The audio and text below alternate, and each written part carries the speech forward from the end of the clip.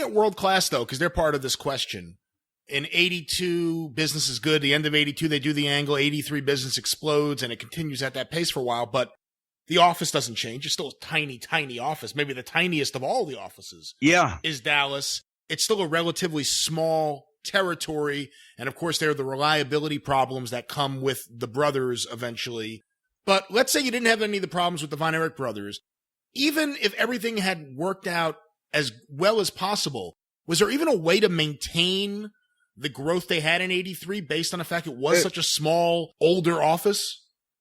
No, I mean, you know, the every once in a while going to Boston for the big house, like at the Manning Bowl in Lynn, Massachusetts, they could have done, but it was lit. Fritz went in the office every once in a while, as I understand, and Fritz had a secretary, especially because he had the big office, and then Bronco Lubitsch was there and David Manning, and they had their local promoters in the other towns like Nick Roberts out west, and you know, when they were working with somebody in the San Antonio area, and good God, and Rick Hazard, the referee, did some fetch and carry work. I'm trying to think of somebody else in their office. That was the wrestling office. What was up with the two guys in the cowboy hats that would escort the Von Erichs to ringside of the Sportatorium?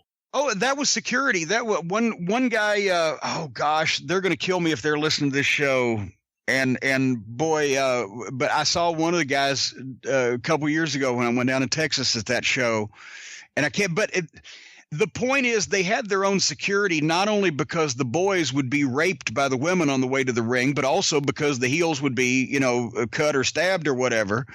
And those guys they had a background. Let's put it that way. I don't want to quote their backgrounds, but they had background in law enforcement and bodyguarding, and plus they knew the business and they were smart to the business because they were let inside.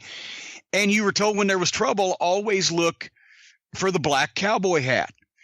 And the guy in South Texas was the guy I got close to, was named Rosie, believe it or not. He was this 6'6" guy, about 260, ex-Texas Ranger.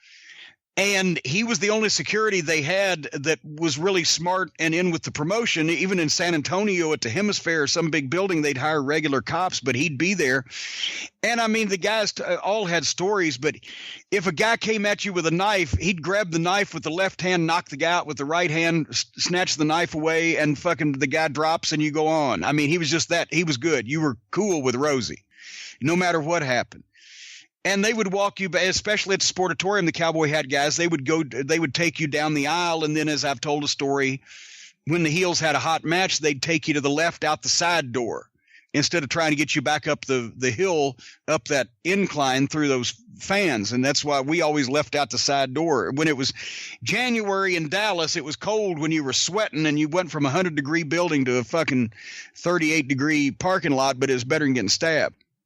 But that's you know, that's what those guys were there for, and they were a big help.